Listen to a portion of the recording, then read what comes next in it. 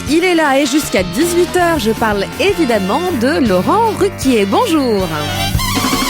On va se gêner, bonjour et bienvenue sur Europe 1 jusqu'à 18h aujourd'hui. Vous allez passer 2 heures en compagnie de Fabrice Eboué, Isabelle Motro, Philippe Alfonsi, Jérôme Bonaldi, Gérard Miller et Jérémy Michalak. Quelle forme vous avez. On sent le week-end qui approche, le soleil qui pointe sur Paris, j'espère. Il paraît qu'il va faire beau tout le week-end. Ah, vous faites la météo, vous, maintenant? Oui, mais je prends ce que je trouve. C'est vrai, on voulait lancer un appel à toutes les chaînes de télévision, Isabelle Motro. Ouais. Comment se fait-il qu'on n'utilise pas vos talents comme ça? Je ne sais pas. J'en vois des beaucoup moins bonnes que vous. Alors, moi aussi. À la météo, en tout cas.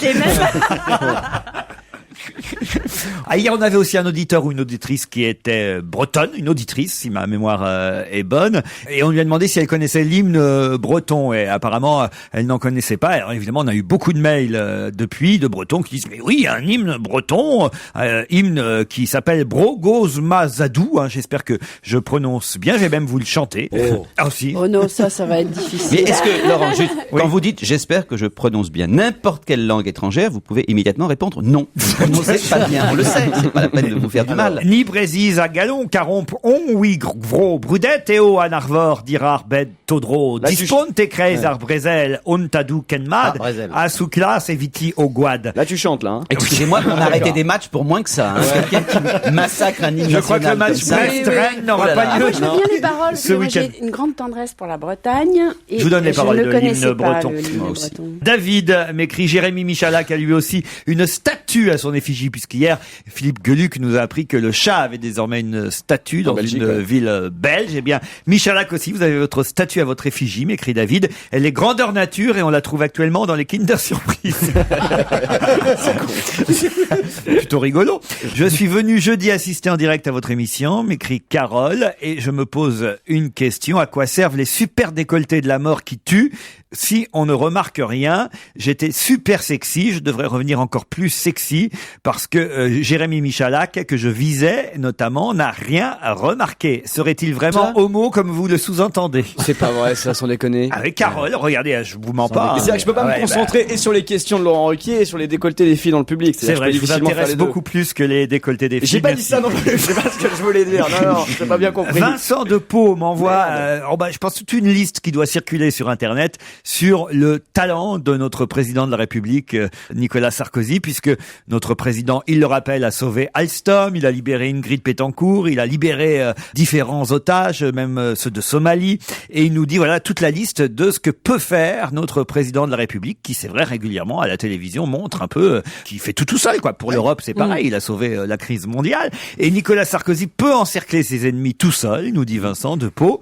Nicolas Sarkozy a déjà compté jusqu'à l'infini 2 fois. Oui. Certaines personnes portent un pyjama Superman, et bien Superman lui porte un pyjama Nicolas Sarkozy. Jésus-Christ est né en 1955 avant Nicolas Sarkozy. Dieu a dit que la lumière soit, et Nicolas Sarkozy répondit, on dit s'il vous plaît. C'est assez drôle quand même. Ouais. La seule chose qui arrive à la cheville de Nicolas Sarkozy, c'est sa chaussette. Mais il y en a Nicolas Sarkozy fait pleurer les oignons. Les Suisses ne sont pas neutres, ils attendent de savoir de quel côté Nicolas Sarkozy se situe. Pour certains hommes, le testicule gauche est plus large que le testicule droit. Chez Nicolas Sarkozy, chaque testicule est plus large que l'autre. C'est assez rigolo quand même. Oui. Nicolas Sarkozy et Superman ont fait un bras de fer. Le perdant devait mettre son slip par-dessus son pantalon. Vous la connaissiez cette liste, non? C'était la liste de Chuck Norris, qui est né aux États-Unis à partir du moment où Chuck Norris a dit qu'il votait républicain et que Bush était un type formidable.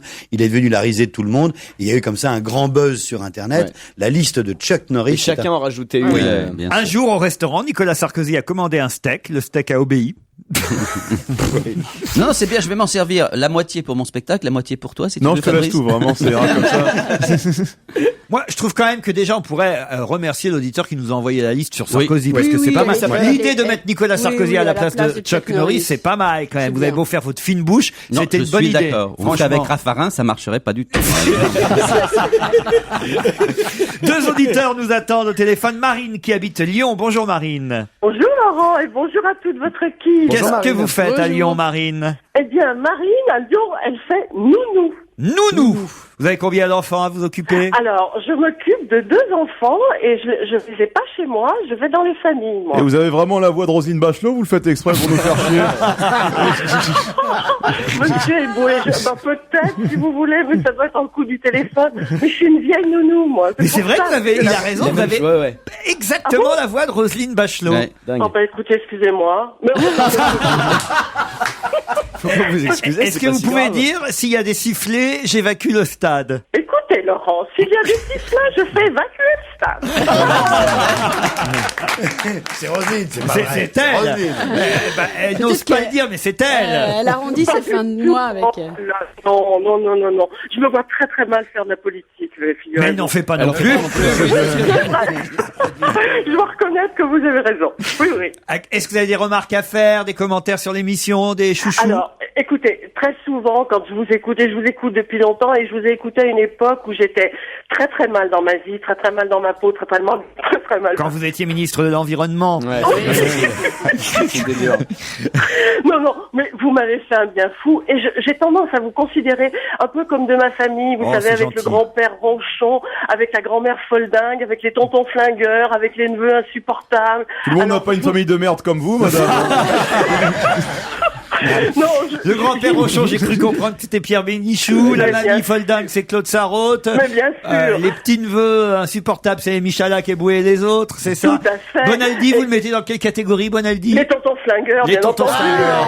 Et Gérard Avec- Miller? Alors lui, Gérard Miller, c'est vraiment le poil à gratter, c'est vraiment l'insupportable. C'est celui qu'on n'invite pas à Noël, Mais- c'est ça. Qu'on adore, quoi. Mais qu'on adore quand même. Émeric, est-il d'accord avec ça? Il habite Paris. Bonjour Émeric. Oui, bonjour Monsieur Laurent. Bah écoutez, je sais pas si je suis d'accord, mais en tout cas vous avez une équipe sympathique. À part Eboué, je vois. Non, c'est mon préféré. C'est votre chouchou. Ah oui, il a la cote hein, cette année. D'ailleurs, Pierre Bénichou en est malade. Il n'est pas là sûr. depuis 2-3 jours parce que Ouais, il faut qu'il se méfie parce que je pense que c'est votre chouchou aussi, Laurent. ah, il devient un peu mon chouchou. Bon, après Joujou, hein, vous savez ce que c'est. C'est d'autres rapports. Pas vraiment pour les mêmes raisons. Alors. Mais je vous jure, la prochaine fois qu'il y a une fille avec un décolleté dans le public, je lui saute dessus. Je vous jure, je le fais. Émeric contre Marine, c'est le match du jour. Vous faites quoi, vous, Émeric, dans la vie? Eh bien, je suis commercial dans la téléphonie fixe pour les entreprises. Dans la téléphonie fixe, ça existe encore, ça? Émeric contre Marine, ce sera dans un instant, après la pub, évidemment.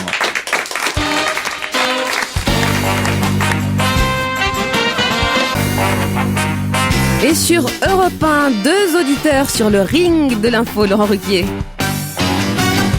Marine et Émeric vont s'affronter pour le challenge du jour, mais je vais vous demander de devoir patienter encore un peu, Marine et Émeric. Vous êtes d'accord? Bien sûr. Pas le choix. Ouais, vous n'avez pas le choix. Je veux On a dire, le pourquoi choix. nous avons un ministre au téléphone qui patiente et qui doit prendre l'avion. Alors, dans ces cas-là, le ministre a toujours la priorité. Vous êtes d'accord? Tout à fait. bah. C'est Bernard Laporte que nous allons avoir au téléphone dans un instant. Bonjour, monsieur Laporte. Bonjour. Et nous avons au téléphone, non pas pour revenir sur l'affaire du Stade de France, même si peut-être je vous poserai une ou deux questions là-dessus, mais pour parler de la fondation Greffe de Vie, car vous êtes parrain de cette fondation. Oui, tout à fait. Greffe de Vie, don d'organes, dont je suis le parrain depuis 4 ans. C'est Jean-Pierre Scotti, l'un des grands dirigeants de cette association qui est venu me chercher, oui, qui est venu me voir et me demander de parrainer. Effectivement, je l'ai fait immédiatement parce que c'est une belle cause. C'est la 3e édition de la journée mondiale du don d'organes. Alors, journée mondiale qui en fait dure 2 jours, hein, c'est 18 et 19 octobre. Il y a même un jardin éphémère qui se créera à Paris au Jardin du Luxembourg. Et c'est l'agence de la biomédecine, entre autres, qui organise ce jardin éphémère et cette journée mondiale. C'est bien ça, monsieur le ministre? Oui, tout à fait. On nous rappelle qu'il y a eu 4666 malades qui ont été greffés en 2007. Vous-même, vous portez sur vous la fameuse carte du don d'organes qu'on doit avoir Écoutez, sur soi? Je la porte pas sur moi, je l'ai et j'ai fait part à ma famille de ma volonté de donner. Et je crois qu'à travers ces journées, il faut faire la promotion justement de ces informations. Et d'abord, il faut remercier tous les donneurs, je crois, qui sauvent des vies Ils sont morts. tous les jours. Oui, dans tout cas, je dis, il faut remercier les familles des donneurs, permettez-moi, on est d'accord. Vous pouvez avoir la carte, mais si la famille derrière ne veut pas, ça ne se fait pas. Servons-nous justement de ces journées-là pour faire en sorte que les familles acceptent tout simplement la volonté des gens qui effectivement décèdent et qui avaient pour objectif de donner leurs organes. Quelques chiffres, mais finalement, je pensais que c'était beaucoup plus que ça. Ça me paraît peu, moi. 500 000 personnes vivent avec une greffe dans le monde. Moi, je pensais que c'était beaucoup plus. Oui, pas mal déjà. C'est pas mal. Et puis surtout quand on regarde le nombre de demandes, et c'est surtout ça qu'il faut regarder. C'est pas ceux qui sont greffés, c'est justement ceux qui sont en attente de greffe et qui malheureusement, pour cause justement d'absence d'organes, ne peuvent pas être greffés. Donc c'est pour ça que c'est une lutte, je dirais, quotidienne, et c'est pour ça qu'il faut se servir de ces journées, de ces 2 journées mondiales, pour, comme je vous le disais, valoriser les familles, valoriser d'abord les gens qui prennent l'initiative de donner, et valoriser les familles qui ensuite, je dirais, réalisent la volonté de la personne décédée. C'est un sujet qui tient à cœur énormément à Gérard Miller. Ah oui, absolument, parce que je n'étais pas pendant très longtemps très clair avec moi-même là-dessus. Depuis qu'on en parle, finalement, j'ai fait beaucoup d'émissions à la longue là-dessus, donc j'ai clairement dit aussi à ma famille que j'étais donneur, et c'est vrai que ça d'une certaine façon dédramatiser la chose, d'en parler. Et j'ajouterais une chose, c'est que moi qui fais partie, comme un certain nombre d'entre nous, il y a cette table, de beaucoup d'associations, on donne de l'argent, souvent on se dit, quand je donne, est-ce que ça sert vraiment? Là, c'est un don effectivement tragique, puisque souvent il y a une vie perdue, mais en même temps, on sait que ce don-là va directement à la bonne personne et pour lui sauver la vie. Je trouve que c'est une des causes les plus justes qui soient. Est-ce que vous prendriez, Monsieur Laporte, admettons, si vous arrivez à un accident, que Gérard lui-même meurt avant vous, un cerveau ou un cœur de gauche comme celui de Gérard Miller? Oui, mais avec plaisir. Avec plaisir. Vous savez, il y a une très belle histoire dans le rugby, c'est l'histoire de John Lomu, l'ancienne star néo-zélandaise, l'ancienne 3/4 de l'équipe All Blacks, qui lui a été greffé d'un rein. Il faut savoir que la personne qui lui a donné est toujours en vie, c'est un journaliste néo-zélandais, et il y avait 2000 candidats avant John Lomu. Et lui, il a dit, moi, je suis d'accord qu'on m'enlève un rein pour le greffer à John Lomu parce qu'il est dans une situation difficile. Et cette personne, un journaliste, vit toujours maintenant avec un rein, donc il a pris beaucoup de risques. Et je trouve que c'est pas assez valorisé, c'est pas assez mis au devant de la scène. C'est vraiment un acte de générosité. Oui, parce qu'on peut effectivement donner et être vivant. Hein. On est contrairement à ce que vous avez dit, Jérôme Bonaldi. On se souvient d'ailleurs le cas du comédien Richard Berry qui l'a fait, je crois, pour sa sœur. Mais il y a des tas de gens qui ont donné leur cerveau qui vivent très bien ça.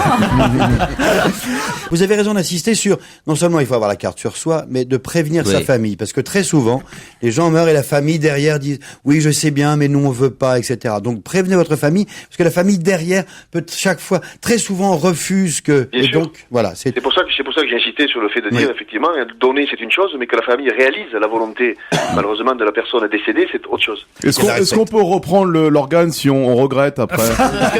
Donner c'est donner, reprendre c'est voler. Hein. En tout cas, au jardin du Luxembourg ce week-end à Paris, si vous êtes de passage dans la capitale, il y aura 5000 fleurs que vous pourrez cueillir en échange d'un don au profit de la fondation Greffe de Vie. Merci Monsieur Laporte d'avoir témoigné en tant que parrain. Oui, Jérémy Michalak. Une question. Est-ce que c'est pas le bon Michalak que nous avons autour de la table, Monsieur Laporte. C'est Jérémy, c'est le petit. Est-ce que vous savez si l'âme va recevoir sa greffe de cordes vocales ou pas?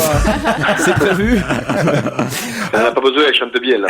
Elle chante bien, mais alors la pauvre, elle n'a pas eu de chance, parce que elle a été surtout très très courageuse.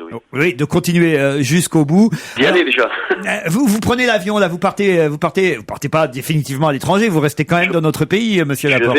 Je vais à Cambridge, je reviens demain et je repars à Québec dimanche. Bon, alors juste un mot encore sur cette polémique autour des sifflets et effectivement l'hymne national qui a provoqué tout ce chahut au Stade de France. Bon, alors les politiques et Mme Bachelot et vous-même et tous d'ailleurs se sont mêlés de cette histoire. Est-ce que maintenant, avec le recul depuis 2 ou 3 jours, finalement, il faut pas essayer de trouver d'autres solutions que peut-être les solutions extrêmes d'évacuer le stade? Qu'est-ce que vous en pensez? Il y a des solutions qui ont été trouvées, puisque vous les avez déjà évoquées longuement depuis 2 jours. Je crois surtout qu'il fallait agir, parce que ça ne peut plus durer. Ça a démarré en 2001. Je crois qu'à partir de 2001, on n'a rien fait, on n'a pris aucune mesure, et donc ça continue 7 ans après. Et je crois que si on ne prend pas des mesures fermes et définitives, ça continuera encore, ça devient un jeu.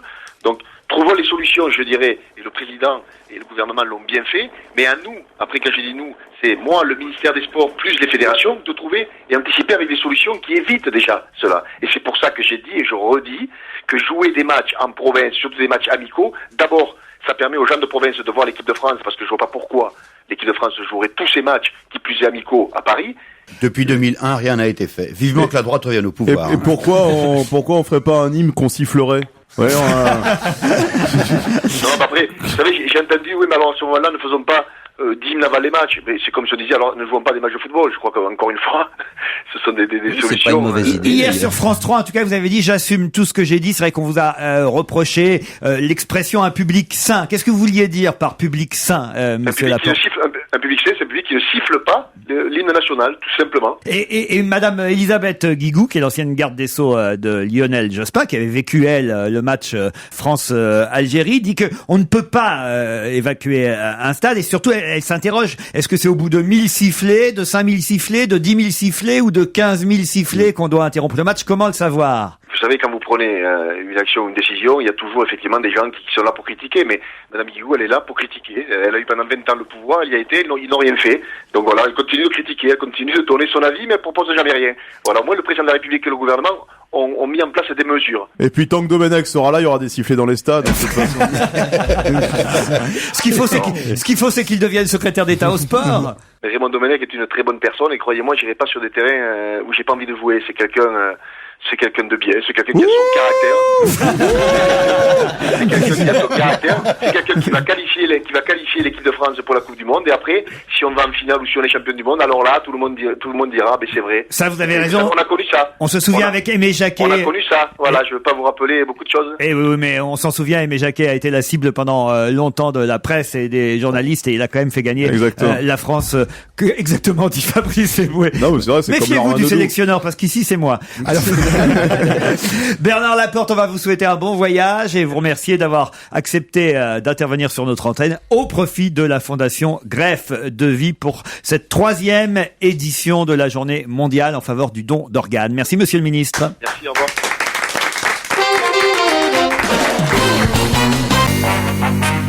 Et toujours au téléphone sur Europe 1, nos deux mêmes auditeurs, Laurent Ruquier. Heureusement que Marine et Émeric ont un bon forfait, parce que ça fait juste 40 minutes qu'ils sont en ligne. Parce qu'ils sont toujours en ligne depuis 16 heures, et là on reconnaît quand même 2 bons auditeurs. J'espère que vous serez suffisant. Mme Bachelot, vous avez entendu votre ministre? Absolument, Laurent, il est parfait. Elle est bien, c'est Émeric est donner toujours... maintenant. Hein. Ah bah maintenant il faut donner. Vous donneriez quoi comme organe, vous, Émeric? J'ai une carte de donneur, j'ai déjà donné des plaquettes. C'est vrai? Ah, c'est bien, bravo. Ah oui, moi aussi j'ai fait ça. Ah bah très bien, bravo. Écoutez, alors ça c'est fou, hein. Moi aussi j'ai donné mes plaquettes de frein parce que ma voiture... Marine, Émeric, attention, vous avez 5 chroniqueurs à affronter, plus évidemment votre concurrent auditeur. Voici la question du jour. Excusez-moi, Laurent, oui. pardon. Comment vous comptez? Parce que Fabrice... Non mais je compte pas Alphonse, vous savez bien.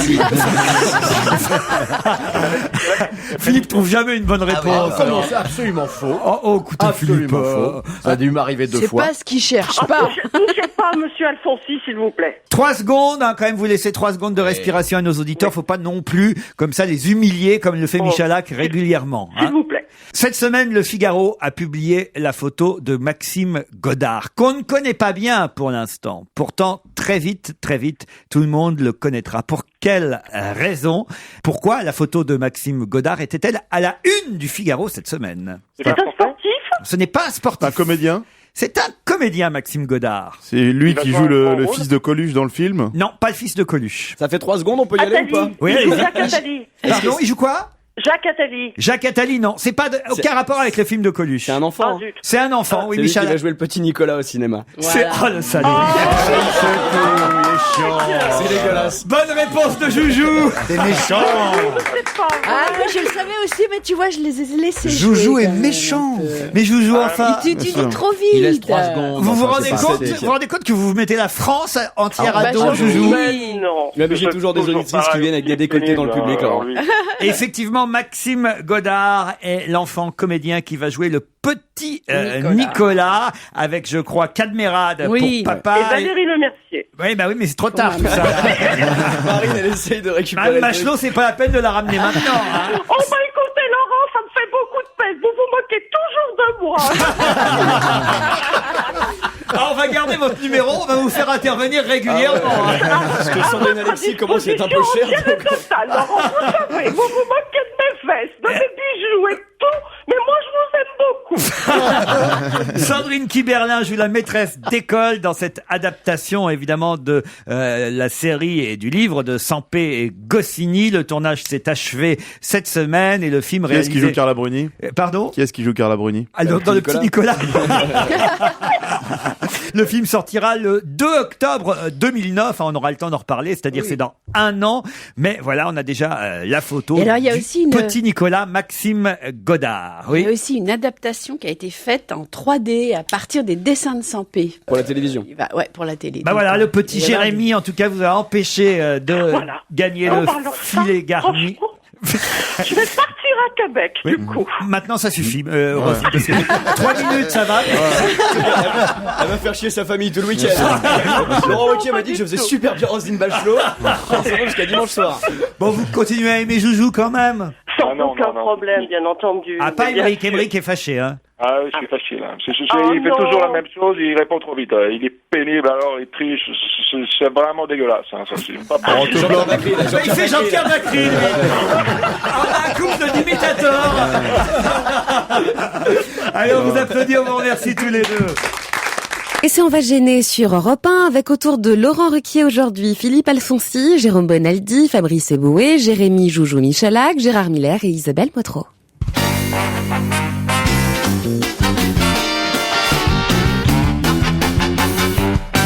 C'est à Toledo que Monsieur Wurzel-Bacher s'est fait connaître pour la première fois. Oui. Pour quelle raison? Mais Toledo en Espagne? Non, pas en Espagne. Toledo. C'est au Japon? Monsieur Wurzel-Bacher.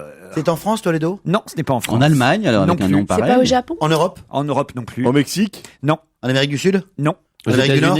Aux Japon. États-Unis. Aux États-Unis. voilà. Et il s'appelle comment? Monsieur Wurzel-Bacher. Et c'est important son nom pour qu'on trouve ou pas du tout? Oh, c'est important son nom. Non, vous ne connaissez pas Ça bien. serait pas son prénom plutôt? Oui, alors allez-y. Ah bah c'est le Joe qui est pas plombier. C'est Joe le plombier. Ah oui. Qui est pas plombier. Bonne Et qui s'appelle pas réponse de Joe. Jérôme Bonaldi. Ah, ouais. Ah, la bourde! C'est Joe qui s'appelle pas Joe et qui est pas plombier. La Comment ça, il bourde de s'appelle pas McCain. Joe? Il s'appelle Sam, il paraît en plus. C'est vrai? Ah oui, Ouais. oui, bah, j'écoutais ça à Europe Oui, ce oui, matin. oui, oui, Ah, je savais qu'il n'était pas vraiment plombier, mais je savais pas qu'en plus il n'avait pas un bon prénom. En plus, oui. Joe Wurzel-Bacher, Joe le plombier, celui dont le nom a été prononcé 24 fois en 90 minutes cette semaine dans le débat entre McCain et Obama. D'ailleurs, ils en ont reparlé encore lors d'un dîner. Peut-être vous avez vu ça aujourd'hui aux infos, mais hier aux États-Unis, il y avait un dîner en faveur d'une œuvre catholique auquel participaient et Obama et McCain. Ils se sont amusés. D'ailleurs, ils étaient plutôt sympathiques l'un et l'autre. Ils se sont encore amusés à propos de Joe le plombier, qui Joe n'est le effectivement plombier. pas plombier. Hein.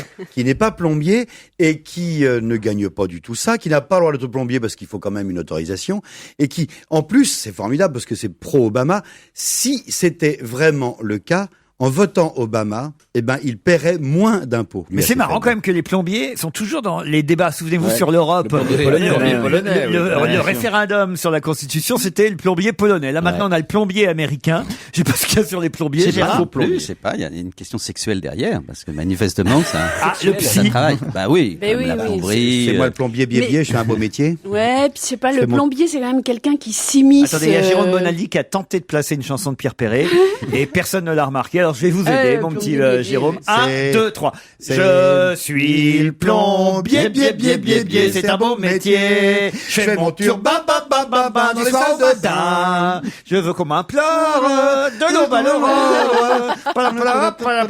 Nous, on connaît le classique Et avec après, Bonaldi. vous demandez pourquoi les plombiers ont tellement d'importance, vous venez de le dire. Qu'est-ce qu'il se plante, le pauvre McCain, c'est impressionnant. Vous trouvez pas qu'il a des petits bras? On a des petits, Bah, il a des petits bras, écoute, On dirait une il est petite handicapé, alors, franchement. Il est handicapé? Bah, enfin, Mais pas des deux bras. Mais bien sûr, il ne peut pas, bien entendu. Michalak a pas Tout le monde le sait. Michalak a Il- pas fait la guerre du Vietnam. J'ai le même problème. Non, mais enfin, Il a les deux bras, McCain ne les peut petites pas, jambes. a des petits bras, comme tu dis, Bien sûr. notamment parce qu'il ne peut pas les lever au-dessus des épaules. Ses bras, il peut pas faire le signe de la bon victoire, bien entendu. il pourrait non, pas mais être c'est De absolument Gaulle. Il vrai. peut pas danser les Village Il est People, par malheureusement exemple, tu pour vois. lui William Sy, il peut gravement pas. handicapé, il ne peut pas lever les bras. Il s'est fait Mais greffer même s'il deux est bras lève- d'un nain, en fait, au départ, après la guerre du Vietnam. Il a été, Il faut se méfier du don d'organe. Bien sûr, c'est exactement ça, quoi. il a été torturé, il a eu des accidents et il ne peut pas lever les bras. Non, mais En je fait, vous assure ça, que c'est vrai. la différence entre les deux candidats, quand on les regarde vraiment l'un et l'autre, c'est pas le fait qu'il y en ait un noir et un blanc, c'est qu'il y en ait un très vieux et un très jeune, quoi. Voilà. C'est quand même la différence essentielle, non? Oui, et puis un très élégant, et puis Oui. très. Je sais pas si vous C'est voyez le les style poses qui- d'Obama, c'est incroyable. On a l'impression qu'il pose dans les jeux. On a l'impression de voir Alfonsi et Fabrice Eboué à côté. La mode masculine. Ah, je vais vous donner encore un nom américain, mais vous ne le connaissez sûrement pas. Il s'appelle Charles Fathy, ou Fatty, ça s'écrit F-A-T-H-Y, parce que je ne voudrais pas vous induire plein d'erreurs, comme dirait l'autre. Charles Fatty est un acteur américain. Pourquoi est-il à l'honneur dans la presse française? Charles Fatty. Oui. Est-ce qu'il joue quelque chose en France? En France, non. Et il joue dans un film qui sort en France? Non, enfin qui va sortir en France. Mais oui, voilà, mais où il joue un rôle de mais pas français. seulement dans un film. Il joue un peu dans un film et un peu dans autre chose. Non mais il prête ses talents de comédien à différents supports. Sa voix. Sa voix. C'est pas le type de l'Oncle Benz comme la semaine dernière quand même. Non. On va pas tous les vendredis Oncle Benz. C'est lui qui double un personnage français, par exemple. Il double dans Les Ch'tis le héros principal. Ouais. Non. Danny Boone. Mais on n'est pas loin. Mais il va doubler aux États-Unis un film français. Non, pas ça, mais on. C'est lui qui, lorsque le président Sarkozy parle, c'est lui qui traduit ou qui limite. Bonne réponse de Gérard Miller. C'est la voix américaine de Nicolas Sarkozy. C'est-à-dire que dans toutes les émissions, tous les shows où il y a des caricatures de notre président, et y compris d'ailleurs pour l'ex-président Chirac dans le film d'Oliver Stone, W, consacré à George Bush, où on entend le président Chirac qui téléphone à Bush, eh bien c'est Charles Fassi qui fait la voix de Chirac, mais il fait aussi la voix de Sarkozy dans le show de Jay Leno sur la chaîne NBC. Ben oui, on a chez nous en France des imitateurs de Bush, mais il faut bien qu'aux États-Unis ils aient des imitateurs de Sarkozy. Eh bien, l'imitateur de Sarkozy et de Chirac aux States, c'est Charles Fassi. Bonne réponse de Gérard Miller. Excellent, c'est Miller. Mais c'est bien. Ah oui. Vous-même, vous imitez très bien Jacques Chirac, je crois. Non, pas du tout. Non, mais pas du tout. Non, mais si, tu fais ça très bien. Tout le monde arrive à le faire, mais moi particulièrement pas. Ah non, je vous assure. Vous, c'est Belmondo, votre truc. Non, même plus. J'ai perdu l'habitude d'imiter. C'est vrai, comme depuis qu'il est sur scène maintenant, et voilà, il n'imite plus que Miller. Il faut le payer pour le voir faire ses imitations, en fait. C'est vrai. Parce que sur scène, vous faites vos imitations. Ah bah oui, je fais toutes mes imitations sur scène, mes cascades. Ah non, j'ai tout un numéro. C'est vrai que c'est impressionnant. Moi, j'ai vu le spectacle, ça fait très peur. Un titre dans la presse cette semaine, un titre qui va forcément susciter des commentaires chez vous, et un titre qui concerne évidemment la crise économique mondiale, qui a des conséquences un peu sur évidemment différents marchés. Et il y a un marché qui est intéressant, c'est ce marché-là, c'est le titre que je vous propose. Il manque un mot dans ce titre, à vous de le retrouver. Le marché des pouet-pouet, je vais mettre pouet-pouet à la place, je vais faire comme ça. Le marché des pouet-pouet en Berne. C'était un gros titre cette semaine. C'est pas Quel marché est en Berne? C'est pas un jeu de mots avec Stéphane Bern. Ah, pas du tout, non. Non, donc c'est le marché du Viagra et du Cialis? Non, pas du tout. Ça n'a rien à voir avec la crise, en fait, le mot qu'on cherche. Si, c'est le marché. Une des conséquences les de gens la crise. ont moins d'argent, et c'est pour ça que... Sauf que c'est assez, évidemment, quand je suis venu... Le marché des drapeaux. Non, quand je suis tombé sur cet article, ça m'a quand même un peu doucement amusé, évidemment. Donc, parce que c'est pas très grave que ce soit en Berne. Bah, c'est évidemment, c'est un peu significatif, mais enfin, il y a sûrement des problèmes plus graves. Et est-ce qu'il y a des pertes d'emplois liées à ce marché? Ah bah oui, c'est ça qui est embêtant, évidemment. Dès qu'il y a un marché en Berne, forcément, il y a des emplois. Mais c'est des produits de luxe, je pense. Oui, évidemment. Le marché des... Alors, des yachts, des cigares. Pas des yachts. Des voitures de voilà, luxe. oui. Des joueurs de foot? Non. Des hélicoptères? Non. De la cocaïne? Des avions Est-ce que c'est quelque chose? Le marché de la cocaïne en Berne. Est-ce que c'est quelque chose que, autour de cette table, tout le monde pourrait se payer? Oui, bien sûr. Oui, D'ailleurs, quand même. vous-même, Gérard, non, je crois que vous n'en avez pas. Moi, en tout cas, j'en ai. Des esclaves sexuels?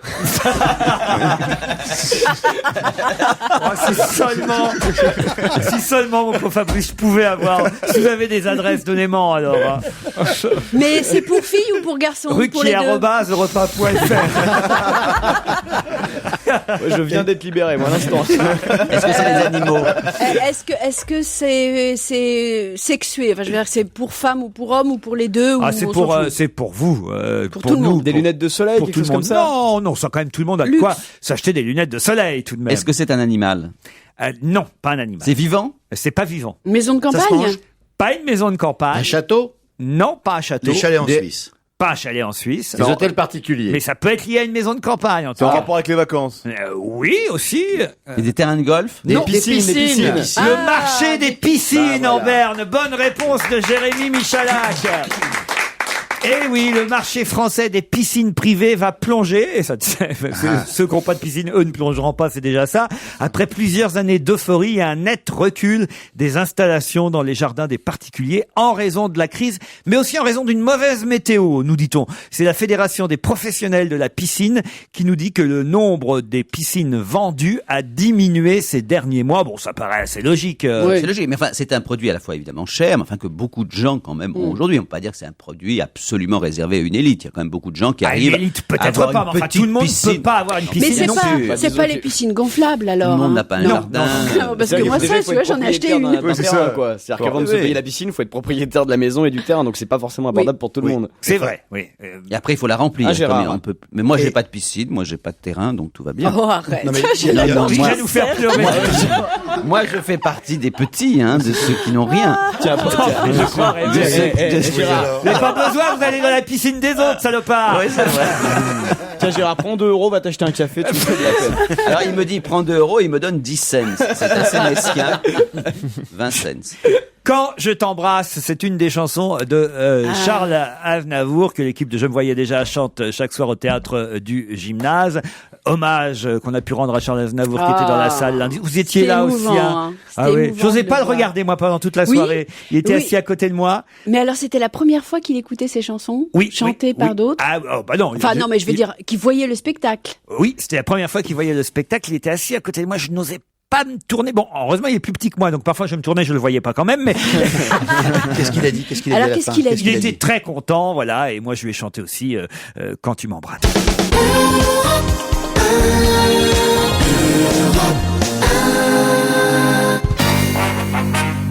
Et c'est la suite d'On va gêner avec Laurent Ruquier et tous ses complices. 1 heure les jours de semaine, 1h15 en week-end. C'est ce que nous annonce le Figaro. 1 heure ou 1h15 pour faire quoi? Ça concerne tout le monde? C'est une sorte de statistique les gens font? Non, ça concerne pas tout ça le monde. Ça concerne une personne? Non. C'est le temps, par exemple, qu'on reste devant la télévision, quelque chose comme ça? Non, mais c'est le temps qu'on reste avant de faire quoi? Avant de pouvoir faire quoi? 1 heure. Est-ce que c'est sexuel? Allons-y.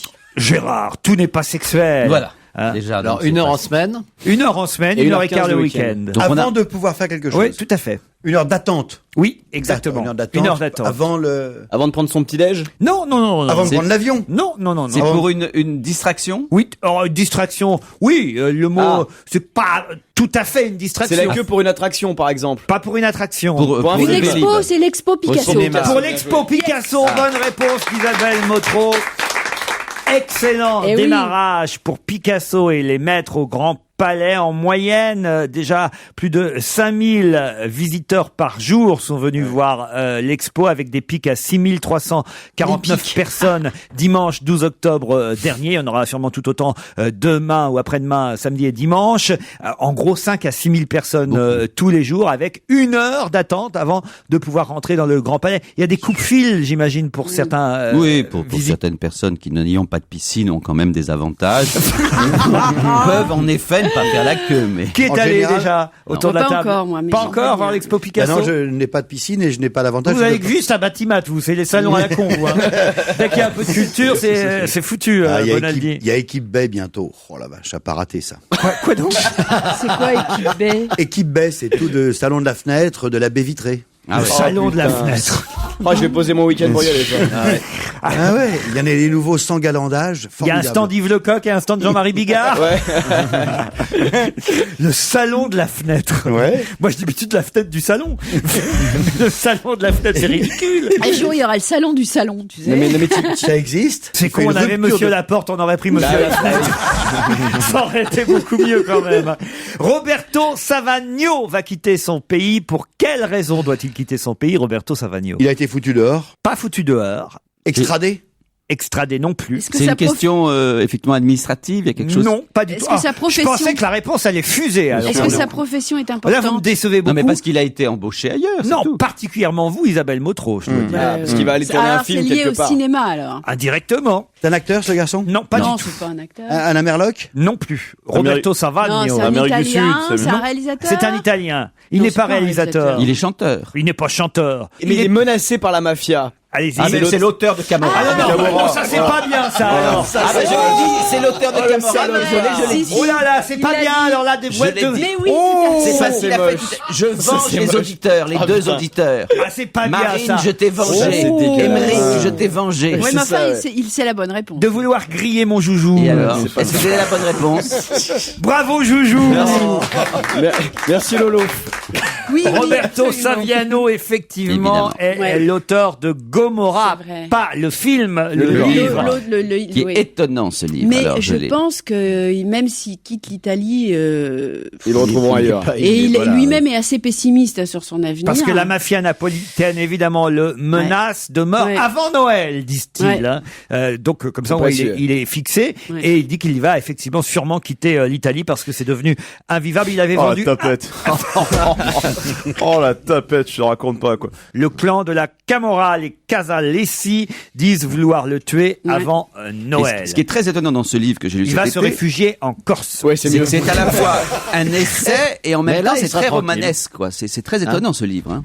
Qui a déclaré, juste avant le flash de 17h, une dernière question: je dors 3 heures par nuit et j'ai encore assez d'énergie pour faire l'amour pendant 3 heures. Roselyne Bachelot. Non, Berlusconi. 72 ans, Silvio Berlusconi. Bonne réponse de Gérard Miller.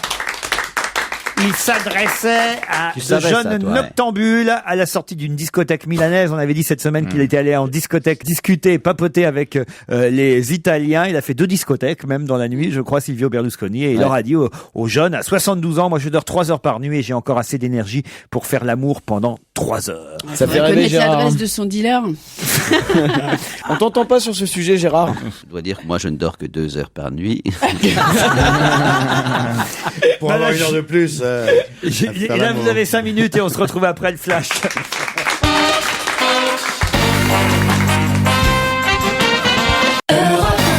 Laurent Ruquier. On va se gêner, c'est la deuxième heure, toujours avec Isabelle Motro, Jérôme Bonaldi, Jérémy Michalak, Fabrice Eboué, Philippe Alfonsi, Gérard Miller. Vous avez oublié Gérard, Vous m'avez pardon. oublié, mais je m'aime beaucoup. Mais je pensais déjà à Marie-Odile et Maurice qui nous attendent au téléphone. Bonjour Marie-Odile. Bonjour Laurent. Vous êtes dijonnaise. Tout à fait. Et que faites-vous là-bas à Dijon? Je suis déléguée médicale. Délégué médical. Ça veut dire C'est-à-dire quoi ça, délégué médical? Ça veut dire que je travaille pour un laboratoire pharmaceutique. Ah. Et que vous allez de médecin en médecin en leur disant mon Voilà. médicament il est vachement En bien. présentant des médicaments. Voilà. Marie-Odile contre Maurice. Et Maurice nous appelle depuis Bamako, au Mali. Wow. Bonjour. Bonjour. Qu'est-ce que vous faites à Bamako? Passez un week-end? Écoutez, je suis un peu d'un... Non. Je suis en résidence et je suis dans les tissus. Dans les tissus. Ah, très bien. Et quel tissu vous vendez, par exemple? La wax, Ah, la la boudine, wax, oui. le basin riche, le super 120. Ah, c'est génial, ça. C'est du C'est coton. magnifique. C'est du Vous coton. les voyez en plein soleil, vous perdez 2 dixièmes à chaque œil. Et vous arrivez à nous écouter par podcast, évidemment, Europe 1. Oui, alors en fonction de la liaison Internet, mais effectivement, je vous entends comme ça. Et depuis que le site européen a été stabilisé, ça va mieux. Parfait, tant mieux, bonne nouvelle. Maurice contre Marie-Odile dans la question du jour, la deuxième question du jour. Est-ce que vous avez des remarques à faire sur les uns ou les autres de l'équipe? Est-ce que vous avez des demandes particulières ou un coucou à passer à votre famille? Tiens, puisque vous habitez Bamako, Maurice, vous avez certainement laissé des amis ou de la famille en France. Non. Un bisou à Fredo le farceur, ça ira. Fredo le farceur. Très bien. Fredo le ça farceur, déconne oui. ça avec Il se un reconnaîtra. entourage, hein. Il se reconnaîtra. Et puis, qu'est-ce que je veux dire en ce qui concerne les animateurs, moi je suis un peu nostalgique de la période où il y avait la mère Gouillette, le comte, Turkheim, Jacques Ramade. Isabelle Mergo va revenir très bientôt. Charlotte de Turkheim aussi qui était en tournage. Et quant à Jacques Ramade, tiens, il faut qu'on le rappelle, Jacques Ramade avec sa moulinette. Ah oui, c'est vrai, tiens. Il est toujours de ce monde. Ah oui, bien sûr. Excusez-moi. On l'a encore vu lundi soir, il était la générale d'Aznavour. Marie-Odile, vous, des remarques? Oh ben, simplement dire que j'aime particulièrement Pierre Bénichou, que j'espère bien un jour le croiser à Loire quand je vais à l'île de Ré, mais jusque-là, je n'arrive pas à le rencontrer. Ah, on vous imagine marchant sur la plage. En fait, si vous voulez croiser Pierre Bénichou à l'île de Ré, il faut sortir vers 2-3 heures du matin et aller jouer au poker. Ah oui, d'accord. Ah, voilà, Marie-Odile. À la pergola. Marie-Odile contre Maurice. Attention, vous avez quelques secondes d'avance sur Joujou pour tenter de répondre à cette interrogation. Milvina Dean a 96 ans et elle met au enchères en vente ses souvenirs. Pour quelles raisons ces souvenirs sont-ils si importants au point de les mettre? Parce qu'elle était dans le Titanic. C'était la plus jeune survivante du Titanic. Waouh! Oh là là! Joujou en français. Alors là, Marie-Odile, bravo! Ouais. Merci. Vous l'avez trouvé ou lu quelque part? Je l'ai entendu ce matin sur Europe 1. Parfait! Alors là, Maurice, évidemment, à Bamako, le Titanic n'est pas arrivé jusqu'à vous. Ah non, j'ai été coiffé sur le poteau, tendu comme un œuf. Et oui, en tout cas, Milvina Dean était à bord du Titanic qui, en 1912, a heurté un iceberg et coulé. On en a très peu parlé, mais je rappelle évidemment que ce Titanic était un énorme cargo qui a coulé. À bord de ce cargo se trouvait cette dame qui a aujourd'hui 96 ans et qui espère engranger quelques milliers d'euros grâce à la vente aux enchères de ses souvenirs du naufrage, entre autres une valise qu'elle aurait, c'est ce qu'elle dit en tout cas, qu'elle aurait sauvée du paquebot. J'y crois pas à cette histoire. Des bébés, on a réussi. C'est Annie Lemoine qui en a parlé ce matin. C'est vrai? Ah, très bien. On peut écouter nos anciennes et amies chroniqueuses. C'est laquelle? C'est celle qui était jouée dans Titanic? Non, parce qu'elle c'est un bébé là. C'est un bébé. Ah, d'accord. Elle est née en 1912. Un bébé nageur, apparemment. Puisque... Non, c'est plausible. N'oublie pas que les femmes et les enfants d'abord, ce qui s'est fait à l'époque, c'était pas du tout dans la panique. Ils ont pris beaucoup de temps. Après, ça s'est accéléré, mais au début, c'était très calme. Vous connaissez l'origine de cette expression, les femmes et les enfants d'abord? Non. C'est un jour où il y a eu un naufrage dans une eau infestée de requins, un capitaine qui a dit les femmes et les enfants d'abord. On vous applaudit, Marie-Odile. Oui, vous bravo. remportez le filet garni. Vous voulez savoir? Ah oui, je veux savoir ce qu'il y a dedans. Ah bah alors, dans le filet garni, écoutez, là, il y a quand même pas mal de choses. Le DVD du film Disco de Fabien Antoniente, le livre de Claire Castillon, Dessous c'est l'enfer, publié chez Fayard. Un livre intéressant, Savoir économiser, signé Marie-Paul Doucet, publié chez Flammarion. Ça va faire plaisir à mon mari. Le livre Jane Birkin, photos détournées, des formidables photos de Jane Birkin aux éditions du Rocher. Le livre d'Albert Algou, assez drôle, publié chez Chifflet et compagnie.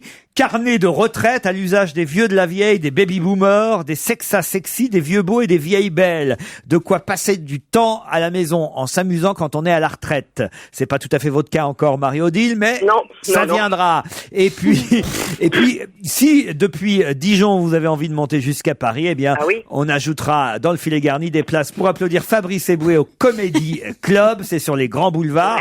On est d'ailleurs voisins avec Fabrice, puisqu'il y a 10 mètres à peine qui nous séparent du Comedy Club jusqu'au gymnase, puisque j'ajoute aussi 2 places pour applaudir toute la troupe emmenée par Diane Tell, la troupe de Je me voyais déjà. Voilà. Je voulais poser une question à Maurice de Bamako. Est-ce qu'au Mali, vous avez l'équivalent d'un bris sorte-feu, quelqu'un qui pourrait vous expulser pour rentrer en France? Je suis en situation tout à fait régulière. Alors je remarque que vous offrez pas de place pour mon spectacle, qui est complet, c'est vrai, mais quand même, on peut accueillir au moins 2 personnes. Non, mais c'est sur un vieux non, mais je suis un peu vexé, mais c'est pas grave. Vous voulez des places pour Gérard Miller aussi, madame? Non. Bah voilà. Ah, bah, je te garde. Il n'y a pas de problème.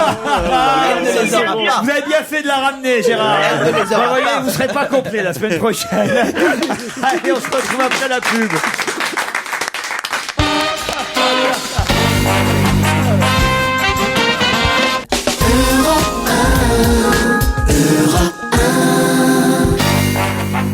On va se gêner, continue sur Europe 1 et soyez bien attentifs au nom, Laurent Ruquier. Shino Moria, 104 ans. Tsuru Kurokawa, 91 ans. Mitsu Nagata, 84 ans. Ces 3 japonaises, qui sont âgées, vous l'aurez compris, ont un autre point commun. Lequel? Elles vont bientôt crever? Non. Oh non. Fabrice Eboué. Shinomori, 104 ans. Tsuru Kurokawa, 91 ans. Mitsu Nagata, 84 ans. Je répète leur nom. Elles ont fait quelque chose ensemble? Non, elles n'ont rien fait ensemble. Est-ce qu'elles ont une profession commune? Oui, tout à fait. Elles ont été les dernières geishas? Non. Il y en a encore des gays. Elles ont été Miss Japon, c'est les dernières Miss Japon. C'est artistique? C'est pas elles ont été, elles font toujours quelque chose. C'est artistique? C'est les plus vieilles prostituées du Japon. Non, Gérard. Est-ce que c'est artistique? Artistique, le mot serait trop fort. C'est pas des maîtresses du thé comme il y en a au Japon? Non. C'est des sumo féminins? Non, des sumo féminins. Est-ce que ça pourrait se passer? Des soumettes? Ça pourrait se passer en France ou c'est vraiment très japonais? Écoutez, En France, ça ne se passerait pas et c'est un reproche qu'on fait parfois à la télévision. Mais nous, elles sont Elles sont présentatrices télé. Bonne réponse de Jérôme Bonaldi. À 101 ans. C'est normal qu'il trouve. Il travaille sur la chaîne des vieux, Bonaldi. Il sait de quoi il parle. Elle travaille sur la chaîne Amazuka TV. Ce sont 3 présentatrices télé qui ne sont pas parties à la retraite. Effectivement, la plus vieille a 104 ans.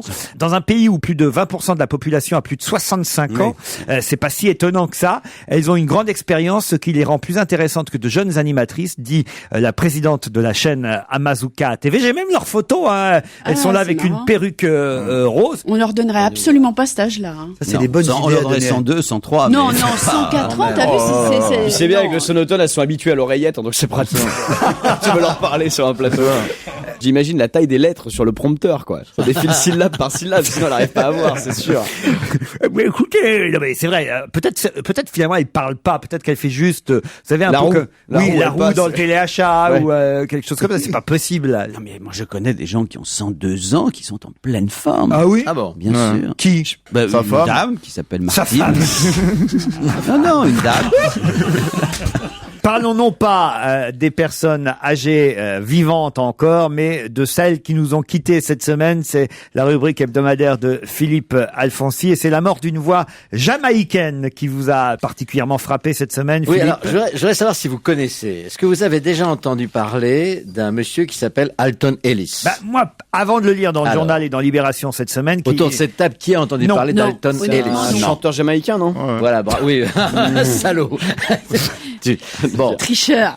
Qui est mort à 70 ans cette semaine. 70 ans cette semaine, oui. Il y a eu un film récemment où il était dedans. Sur la Jamaïque. Figurez-vous que Alton Ellis est un des chanteurs jamaïcains les plus connus au monde, aussi connu que Bob Marley. Pendant 50 ans, il a chanté quelque chose qui se baladait entre le reggae, entre la soul et le jazz. Bon, je vous propose, puisque vous ne le connaissez pas, d'écouter Alton Ellis. Un petit peu. I'm still in love with you, girl.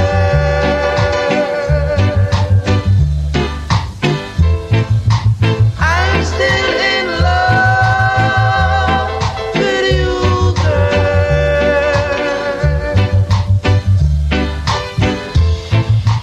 I'm still in love with you, girl. C'est pas mal ça, quand même. C'est même super. Attendez, c'était un très très grand. I'm still in love. Et sachez quand même que ce garçon que personne connaît autour de cette table et qui a été une immense vedette aura des obsèques nationales en Jamaïque.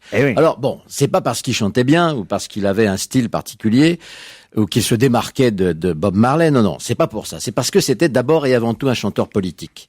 Bon, qui avait vraiment un message.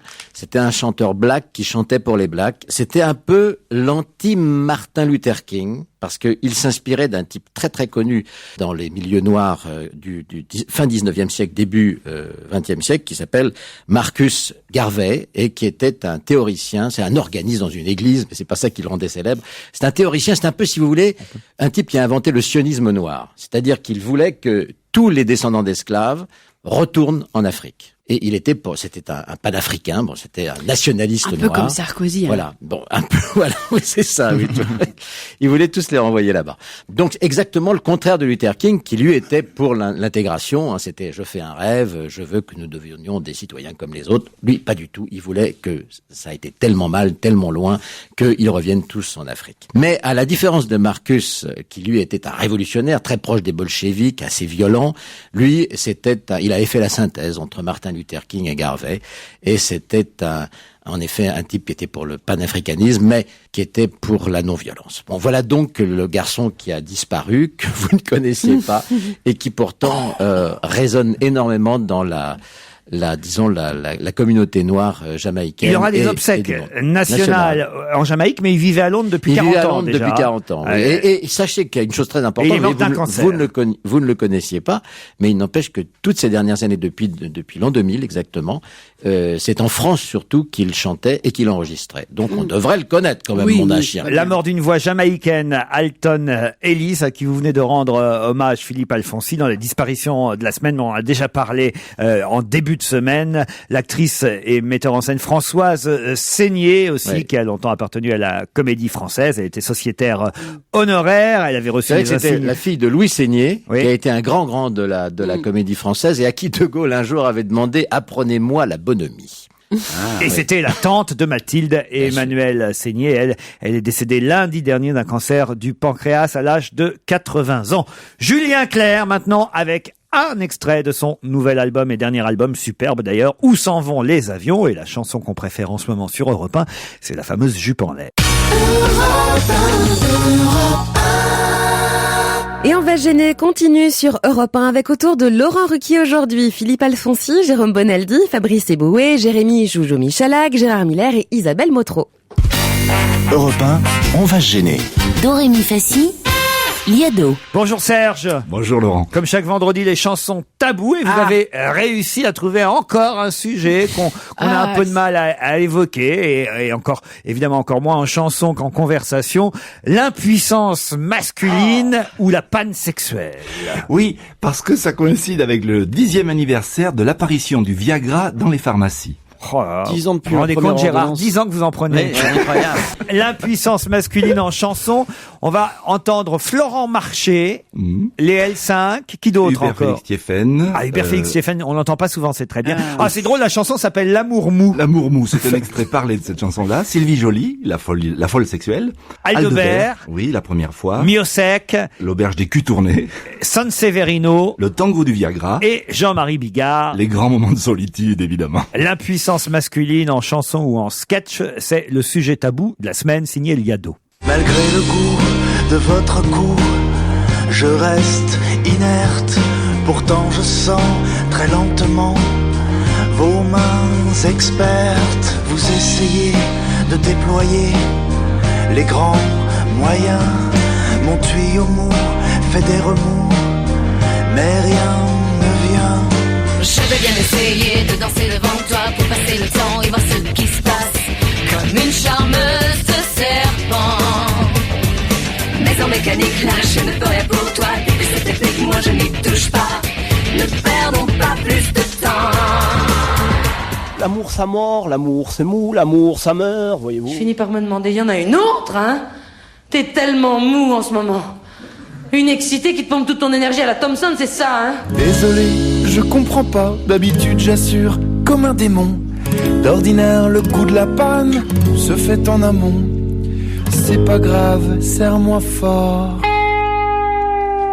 Et dormons, dormons. On restera tout à l'heure, on a toute la nuit, on n'est pas des machines. Je te l'assure, j'ai beau y faire, j'ai beau y croire, ça ne revient toujours pas et je ne sais pas ce qui se passe.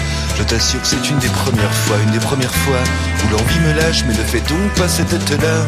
Tu vois bien, ce n'est pas de ta faute, c'était même parfait jusque-là. Alors bonne nuit, à demain. C'est quand même beau le progrès, grâce à une pilule bleue au nom ingrat. Chaud devant, j'ai retrouvé ma virilité. Viens danser, danser dans mes bras. Le tango du Viagra. Eh ben, vous voyez, moi je dis qu'il faut en parler. Alors ça c'est marrant parce que d'habitude il y a des sourires graveleux, des expressions. Alors là, la table environnée de mâles est totalement silencieuse. Ils sont abattus. Parce qu'on a des mâles quinquagénaires pour la plupart. Et ça, je trouve ça assez drôle pour une fois, moi, cette chanson flash. Cette chanson tabou. Mais celle-là déjà. Il en manque une dans la liste. Il manque. Ils sont moins excités là, les garçons là. Non, il y en a une chanson qui est vachement bien écrite sur le sujet. C'est Comme un avion sans aile de Charlie Couture. Ah, exact, c'est vrai. Qui parle de ça, comme un avion sans aile. J'avais jamais compris que ça parlait de ça. J'ai la carlingue froissée et j'arrive pas à m'envoler. Enfin, c'est ça. Comme un avion sans aile. C'est ça, ouais, bien sûr. Il dit des conneries. Non, il y avait aussi la chanson Axel Red et Renaud qui parlait de ça. Ah oui, Red, évidemment. En septembre, ouais. Tata Yo-Yo aussi, c'est la suite. Et Thierry Pimpon. Et au beau sapin. Au beau sapin, roi des forêts. Bien sûr. Ça, c'est quand il a les boules. Toutes les chansons ne parlent que de ça. Joe le plombier n'était pas plombier, c'est la chanson flash du jour, Serge. Joe le plombier est devenu le chouchou là-bas aux USA. Son beau crâne chauve inspire les commentateurs. Lors du débat entre Obama et McCain, ils ont parlé de lui. Mais la presse aujourd'hui le déboulonne. Toute son histoire, c'était rien que du pipeau. Je le plombier, dégrillé. En réalité, tu roules pour les Républicains. Je la referai. Hein. Grâce à une fuite, j'ai un tuyau. Les vrais plombiers veulent te dessouder. Sur le coup de zinger et demi, hein, j'ai pas les précisions. Ah, vous la referez pas, on va la garder comme ça. Ah non. Ah oui, on va la garder comme ça. Elle était très bien parce qu'on a connu Vanessa Paradis et là c'était Vanessa l'enfer. Non. À lundi, Serge. Dans un instant, le livre de la semaine.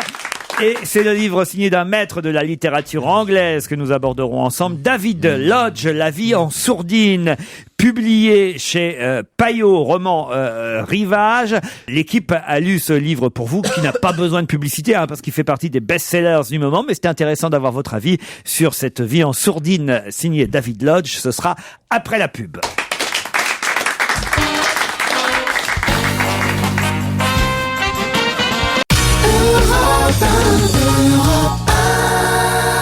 Et on va gêner continue sur Europe 1 avec autour de Laurent Ruquier aujourd'hui, Philippe Alfonsi, Jérôme Bonaldi, Fabrice Eboué, Jérémy Joujou Michalak, Gérard Miller et Isabelle Motro. Europe 1, on va se gêner.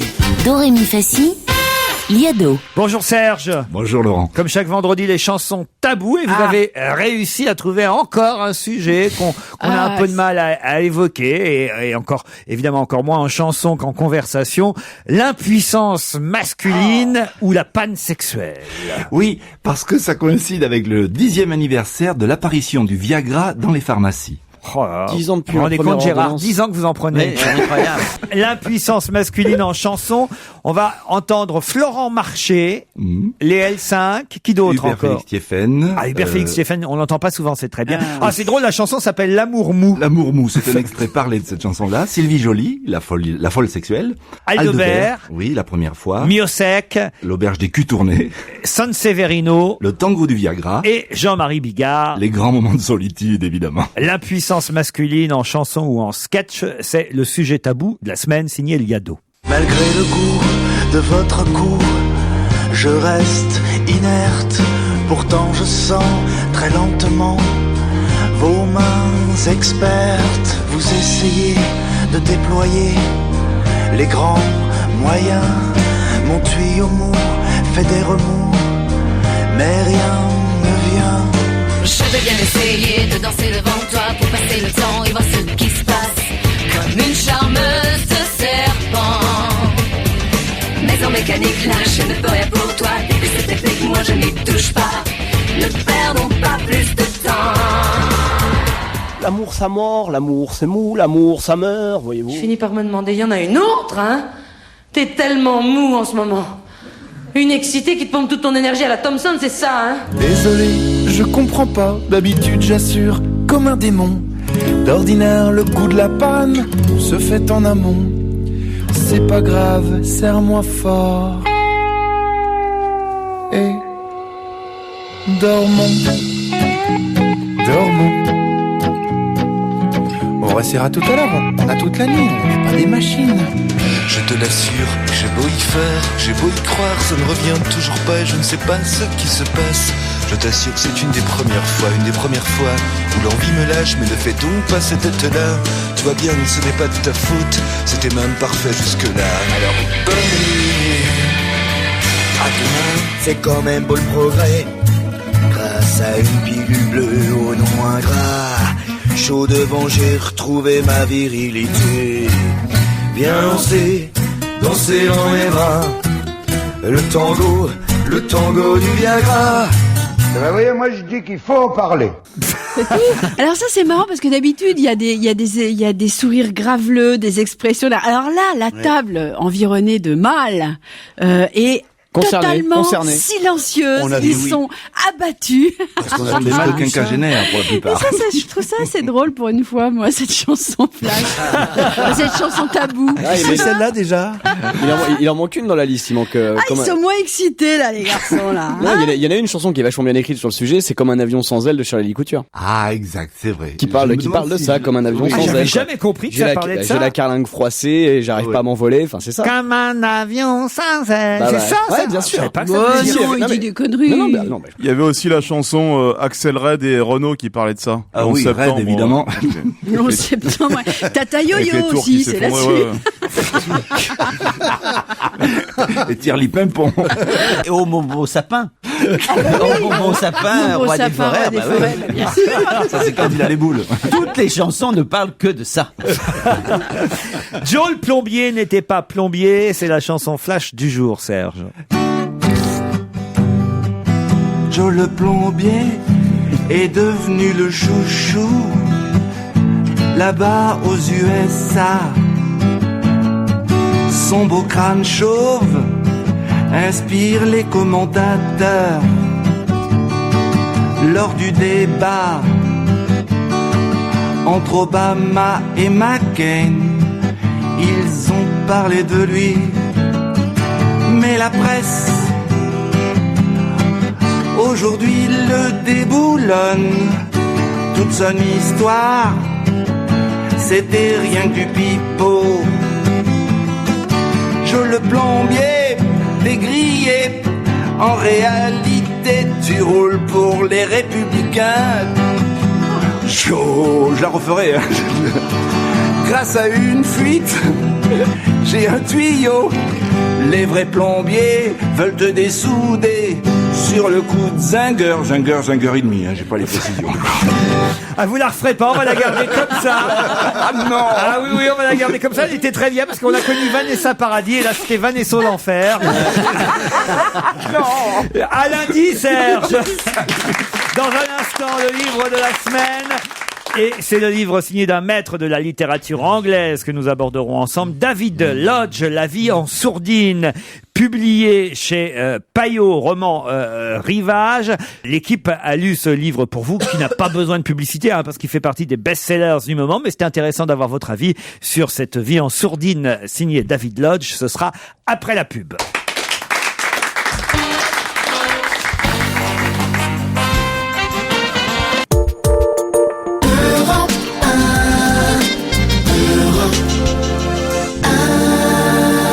À 18h, c'est Europe 1 Soir avec Marie Drucker et Patrick Cohen. Et cette question, peut-on vraiment avoir confiance en nos banques? Élément de réponse avec Marc Fiorentino, qui est spécialiste des marchés financiers et banquier d'affaires, et Axel de Terlé que vous connaissez, puisqu'il est journaliste à la rédaction d'Europe 1. Et vous, bien sûr, votre avis est attendu au 01 42 32 14 14. Et puis, vers 19h20, le débat d'Europe 1 Soir avec cette interrogation là aussi. Y a-t-il un scandale d'État dans les carnets de l'ancien patron des RG, Yves Bertrand? Pour en parler, Serge Raffi, rédacteur en chef au Nouvel Observateur, et Jean-Marie Ponto, rédacteur en chef à l'Express. Mais pour l'heure, on retrouve Laurent Ruquier.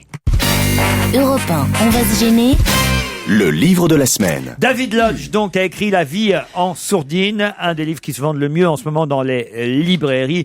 Qu'est-ce que vous en avez pensé les uns et les autres? Je commence peut-être par vous, Jérôme Bonaldi. On raconte l'histoire d'abord. Allez. C'est un prof de langue anglais, un professeur d'université à Birmingham. C'est Birmingham, ça se reconnaît. Il a la cinquantaine, il part à la retraite. Au début, il est content. Il a le temps de boire un troisième tasse de thé et de lire le Guardian.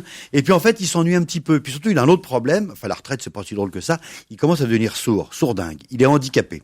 Et puis il a une femme, c'est un deuxième mariage. Elle a une deuxième jeunesse. Elle est décoratrice, très chic, très moderne, très branchée. Elle arrête pas de faire des ouvertures, des cocktails. Des fenêtres.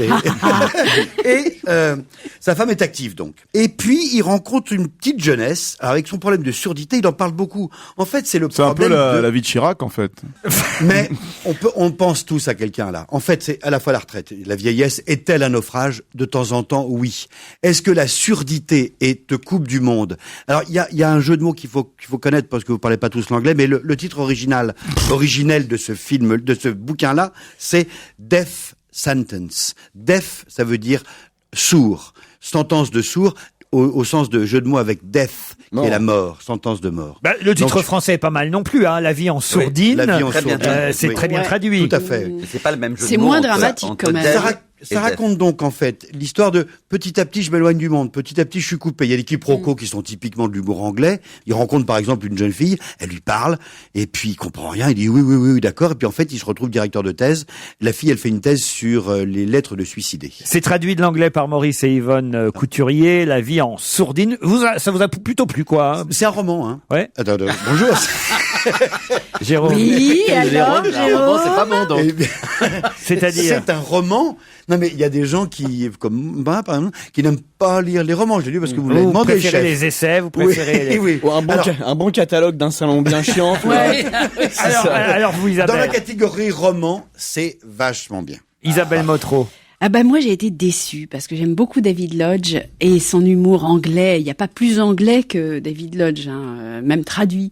Et là, je dois dire que c'est le passage obligé de la description de la surdité avec la description. Alors, je sais pourquoi ça a plu à Jérôme parce qu'il passe son temps à décrire les oreilles, les oreillettes, je sais pas comment ça se dit, ces petits machins, les boutons qui marchent pas avec les pieds LR5. Et alors tout ça, il passe son temps. Alors et quand il effectivement, téléphone, que ça marche pas et tout. Effectivement, c'est intéressant, c'est important dans le roman parce qu'on comprend que ce type est en permanence confronté à ces problèmes très mécaniques et qui ça lui pourrit la vie. Donc en effet, c'est important. Mais alors, franchement, il y a des pages et des pages là-dessus. Ce sera adapté par Robert Hossein au théâtre. Voilà. Et moi, j'avoue que l'histoire de cette liaison qui n'en est pas vraiment une, que ce professeur entretient avec cette jeune thésarde qui fait une thèse sur les lettres de suicidés et qui va finalement le prendre à son propre jeu, à une sorte de piège. Je peux pas en dire plus. Ça, c'est intéressant. Mais alors, personnellement, j'avoue, j'ai passé des tas de pages qui concernaient d'autres pans de la vie de ce Desmond. J'ai été assez déçu. Philippe Alfonsi. Ouais, c'est vrai que l'histoire avec cette jeune thésarde est quand même le centre du bouquin, par-dessus la surdité. On démarre avec la surdité en se disant, allez, on va y aller dans l'humour anglais, ça va y aller. Et puis on est un peu déçu parce qu'en effet, l'humour anglais est pas trop là. Vous savez, cette phrase anglaise que j'adore, la vie est dure et après on meurt. C'est un petit peu ça dans ce bouquin. Bon, c'est ça au centre. Bon, je veux dire, voilà. C'est-à-dire, tout d'un coup, on se dit, mais à quel moment l'humour anglais va-t-il réellement nous faire sourire de sujets très graves, notamment la mort? Il y a au cœur de ce livre une visite à Auschwitz et à Birkenau, qui est un grand moment de littérature, mais qui n'a plus rien à voir avec l'humour anglais et qui, tout d'un coup, là, vous prend aux tripes et quelque chose de très très fort, très dur. Bon.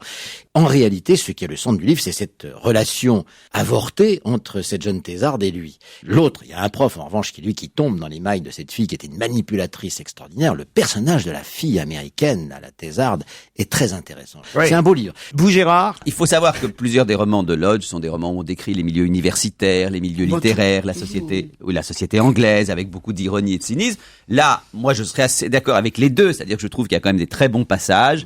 Le malentendu, je l'adore en général parce que j'aime Feydeau, c'est toujours amusant de voir le malentendu, y compris dans les relations.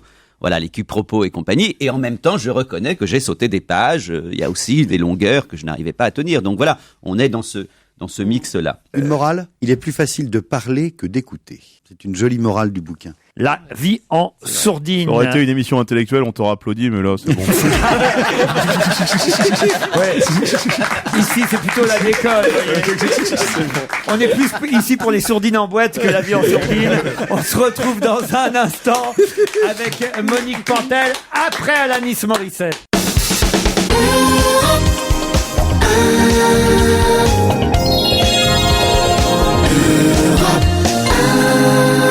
Semaine sur Europe 1, dernière ligne droite, dont va se gêner Laurent Ruquier. Europe 1, on va se gêner. Ciné, Motro, Pampan. Bonjour Monique Pantel. Bonjour. Cinéma, pas mal de films sont sortis mercredi, et pas des moindres. Je ne sais pas par lequel vous voulez commencer. Ça va bien. Ah, ça va bien, ça vous a plu tout? Non, mais moi je vais bien. Ah bon, ce matin, j'ai pris une bonne douche. Ah oui. Et le soir, je mangerai une bonne brandade en regardant Thalassa. Très Donc bien. ça va bien. Programme. Voilà. Tant que vous ne faites pas une petite brandade sous la douche. Oh Laurent, vous donner des idées. Elle le cherchait. Je me désolidarise. Elle l'a fait exprès. J'ai envie de commencer par un film américain. Tiens, Tonnerre sous les tropiques, réalisé par Ben Stiller, avec Ben Stiller, Owen Wilson, Jack Black et Robert Downey Jr. Nick Nolte aussi, qui fait partie du film. Un super casting, donc. Au début, j'ai trouvé ça lourd. La parodie de la guerre, c'est toujours des connards qui s'agitent et des explosions qui explosent.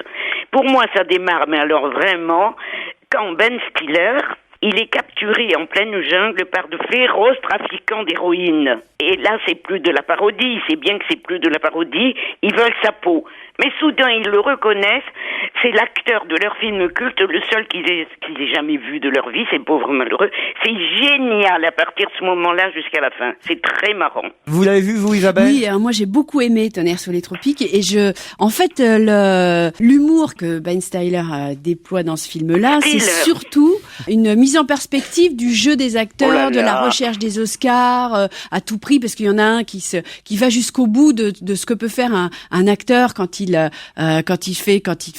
suit les préceptes de l'acteur studio. C'est-à-dire que là, il va au bout, c'est-à-dire qu'il prend je sais pas quoi et il devient noir. Ah oui. Ce qui est complètement inutile, puisqu'il y a des acteurs noirs. Enfin, je veux dire, il se moque comme ça du système hollywoodien, de tous ces mecs qui jouent à fond. Bon, est-ce que ça marche? Oui, alors ça marche plutôt bien. Ouais, ça marche plutôt bien. Mais à mon avis, ça va cartonner ce week-end. Et alors, il y a un truc, je ne vous dis pas dans quel rôle, mais il y a Tom Cruise dans ce film. Il y a plein de gens qui ont vu le film et qui n'ont reconnu Tom Cruise qu'à la fin. Et moi, je l'ai pas reconnu même à la fin.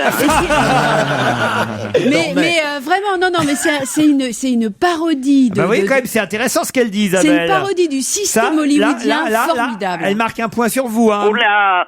Le crime est notre affaire. Le film réalisé par Pascal Thomas avec Catherine Fro, André Dussolier, Claude Rich, Chiara Mastroianni, Melville Poupeau, j'en passe, Christian Vadim, Annie Cordy aussi. C'est un vrai film d'époque. C'est comme une infusion, ce film, à boire avant de se mettre au lit. Oh non. C'est un peu mou du genou quand même, hein, faut dire. Non, mais c'est parce que le scénario, il y a vraiment un gros creux, un ventre mou, comme on dit dans le scénario, au début. C'est ni en ma poule. Et donc, non, c'est qu'il y a une perte de souffle, ça c'est net, mais il y a une ambiance dans ce film, un plaisir de Dussolier et Fro, c'est jubilatoire de les voir jouer et eux-mêmes s'amuser. Non, il y a vraiment une connivence en plus avec le public, parce que c'est Agatha Christie, donc il y a des tas de petits comme ça, de petits clins d'œil au style. Ah non, j'ai trouvé que c'était un vrai plaisir. Non, vous avez alors raison, ça marche Laurent. très bien, c'est derrière Coluche, mais si on fait le ratio du nombre de copies, ça marche très très bien. Coluche, l'histoire d'un mec, justement, c'est un film européen, un film réalisé par Antoine Decaune avec François-Xavier de Maison, tout le monde le sait, dans le rôle de Coluche. Alors? Eh ben, Coluche, c'était mon vrai pote, je l'aimais énormément. Ah, vous l'avez connu, vous? J'ai passé mon temps à l'interviewer, il venait chez moi et tout, on était vachement copains. Ça m'étonne pas. Et je l'aimais énormément. Et alors? Alors forcément, ce film m'a déçu. L'époque que ça montre, sa candidature à la présidence, où il s'est pris au jeu trop vite, il s'est cru devenir le président. J'aimais pas cette époque et je l'aime toujours pas dans le film. Alors, il faut signaler que François-Xavier de Maison, qui le joue, il est sensationnel. Ouais. La voix, l'allure, le phrasé, il est juste. On peut y aller pour sa performance. Ah oui, pour lui, oui. Un seul problème, c'est que Coluche avait été le mec qu'on voit sur l'écran, il serait pas adoré des Français. On montre pas assez sa drôlerie, son intelligence, sa générosité. Il n'aurait pas créé les restos du cœur et des tas de gens n'auraient rien à bouffer cet hiver. Je tiens à le signaler. Isabelle Motro. J'ai été déçue que le film s'arrête juste après les élections. C'est-à-dire qu'effectivement, on reste un peu sur sa fin. On aimerait que ça aille jusqu'à l'accident, évidemment. Oui, ou au moins jusqu'au resto du cœur. Mais si, parce que l'accident, c'est l'interrogation que tout le monde a, et là, au moins, on aurait pu avoir un parti pris sur, alors, est-ce que c'est vraiment un accident ou pas? Enfin, il aurait pu avoir Je trouve que ça manque de point de vue, en fait, ce film. Moi, je trouve que ça manque de sketch. Mais vraiment, il y en a aussi, pas. Oui. Enfin, ça, il y a des DVD pour ça, Monique. C'est amusant que ça marche bien parce que le buzz, alors des gens du milieu, était très mauvais depuis 3 semaines. On m'en disait que du mal. Moi, j'avais pas envie d'y aller parce que tout le monde m'en disait du mal. Ouais, donc apparemment, ça n'est pas exact. Ouais, mais c'est marrant parce que Tonnerre sous les tropiques, comme j'en parlais tout à l'heure, se moque du système des acteurs à biopic, à Oscar, etc. Là, c'est un peu ça aussi. C'est-à-dire qu'on a envie de voir la performance de Maison. Et alors là, pour le coup, on n'est pas déçu. Et puis ça aurait été un film RTL, on aurait dit que c'était de la merde. Là, on est obligé de. Non. On a quand même fait Alors, quelques critiques vrai, là. Hein. Ça, c'est pas vrai. Non, on a libre, toujours été libre de dire ce Monique qu'on voulait. Portel est entièrement libre, elle est chez elle, personne ne peut la virer. En plus, c'est l'hiver qui commence, faut attendre le printemps maintenant. Pas d'expulsion possible. Il y en a un autre petit film qui est sorti. Ah. C'est pas formidable, mais comme je l'ai vu, autant parler. Course à la mort. Dans une prison, la directrice, une vraie salope, organise donc une course à la mort, c'est-à-dire où on gagne, où on meurt. J'ai souvent fermé les yeux et malgré le bruit, à force, je me suis endormie. Et pour ceux qui aiment les courses de bagnole, c'est très bien tourné. Hein. Oui, pour ceux qui aiment les courses de bagnole. On s'y croit. Monique, on va s'arrêter là. Donc pour aujourd'hui, c'est plutôt une bonne semaine, on va dire, avec Tonnerre sous les tropiques, Le crime est notre affaire et Coluche, l'histoire d'un mec qui a quand même l'embarras du choix. Chacun choisit ce qu'il veut et quand même, voilà, il y a de quoi faire en salle en ce moment. Et c'est vrai que Tonnerre sous les tropiques, c'est quand même ça va cartonner ce week-end. Qu'on a envie d'aller voir. On vous embrasse, Monique Pantel. Bye bye. Quelques conseils, par exemple, si vous avez envie d'aller jusqu'à Fontainebleau, au château de Fontainebleau, il y a une exposition organisée par la Réunion des musées nationaux, une expo qui a d'ailleurs lieu en partenariat avec Europe 1, une exposition consacrée à Jérôme Napoléon, roi de Westphalie. Le frère. Le frère? Ouais. Il s'appelle Jérôme, alors vous êtes au courant, vous, Bonaldi. Et une autre expo au château de Compiègne, pareil, avec les musées et domaines nationaux. Napoléon III et la reine Victoria, c'est jusqu'au 19 janvier au château de Compiègne. Walker Evans photographie l'Amérique, c'est à la fondation HCB, comme on l'appelle, Henri Cartier-Bresson. C'est jusqu'au 21 décembre. Le vernissage a eu lieu et c'est donc jusqu'en décembre cette expo dont il faut profiter. Walker Evans photographie l'Amérique. Quoi d'autre encore? Ah tiens, un DVD autour de la guitare de Jean-Félix Lalanne pour tous ceux qui aiment la guitare et les guitaristes. Ça s'est passé au Casino de Paris, la 8e édition, et le DVD vient de sortir. Je vous en parle aussi parce qu'on a notre ami Michael Gregorio, l'imitateur, qui fait Joe Cooker, accompagné par de grands guitaristes sur cet album, et c'est assez génial parce que c'est en fait un mélange de guitaristes et d'artistes qui participent chaque année à cette réunion autour de la guitare avec Jean-Félix Lalanne.